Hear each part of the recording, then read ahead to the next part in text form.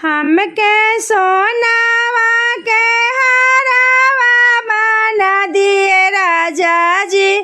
हमके सोनावा के हरवा बना दिए राजा जी।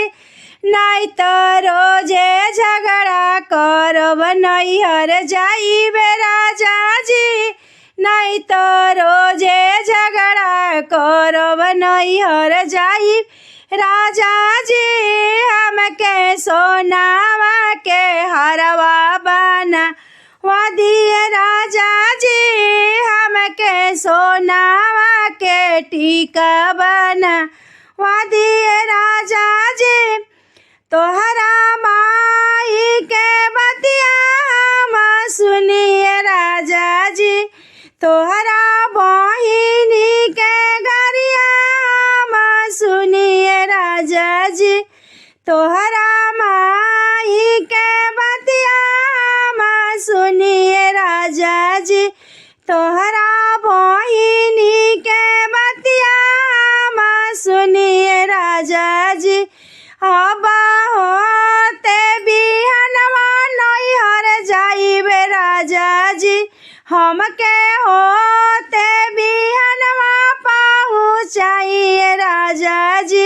हमके होते बिहन नैहर पहुँचा दे राजा जी।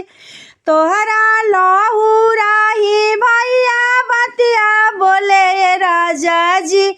उनकर बतिया हमरा सालेला कर जवाए राजा जी। उनकर बतिया हमरा सालेला कर जवाए राजा जी। हम होते भोरवा नैहर हम जाइबे राजा जी। हमरा कान जोगे झुमुका बना दिए राजा जी। नहीं तो रोजे झगड़ा करब नैहर जाइबे राजा जी। नहीं तो रोजे झगड़ा करब नैहर जाइबे राजा जी।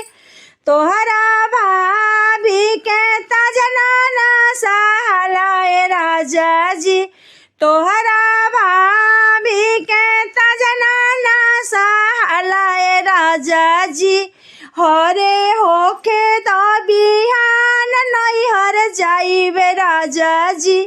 हरे होके बिहानवा चोहा पावाए राजा जी। हम भोरे भोरे नैहर अपना जाइबे राजा जी। हमरे नाके के नथिया बनवा दे राजा जी। नहीं तो रोजे झगड़ा करब नैहर जाइबे राजा जी।